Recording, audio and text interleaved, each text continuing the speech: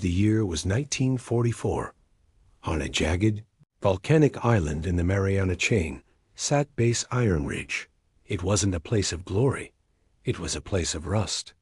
The humid air was so thick it felt like breathing through a wet blanket, and the constant sound of the Pacific crashing against the cliffs was enough to drive a man to the brink of madness.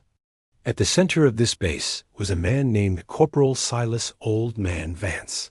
Silas was only 26. He was a radio technician, responsible for the year of the island, a massive wobbling antenna that stood on the highest cliff, straining to catch the whispers of the enemy or the cries of lost American pilots. The midnight static. One Friday night, a storm like no other rolled in. The base went into blackout mode.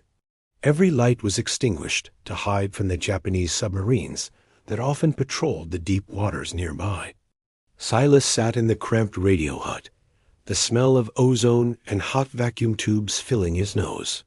Through his headphones, he heard nothing but the roar of atmospheric static until a faint, rhythmic tapping broke through.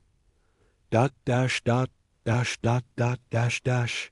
It was an SOS, but it wasn't coming from the sky. It was coming from a stranded American patrol boat that had hit the reef on the far jagged side of the island. The long climb, the base commander delivered the grim news. We can send a rescue team in this storm.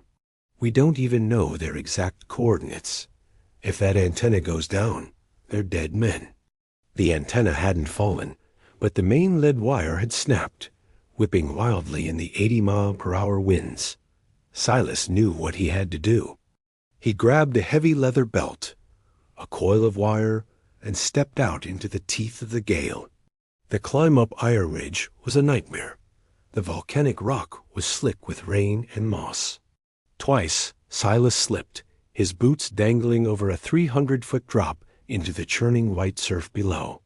His fingernails were torn, and his lungs felt like they were bursting in the cold rain, but he kept climbing.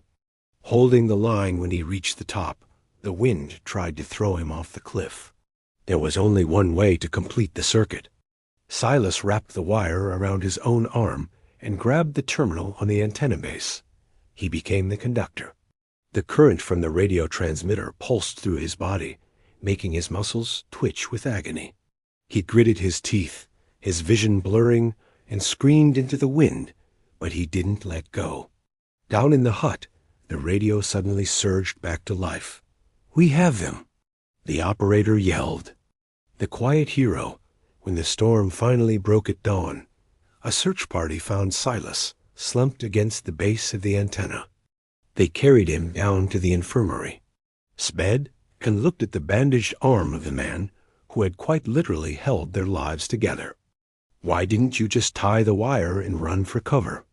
the captain asked in a low voice. Silas looked out the window at the now calm blue Pacific. "Because in the dark, you don't just hope for a bridge. You have to be one." Base Iron Ridge was eventually dismantled after the war ended. The jungle grew back over the runway, and the volcanic rocks reclaimed the cliffs.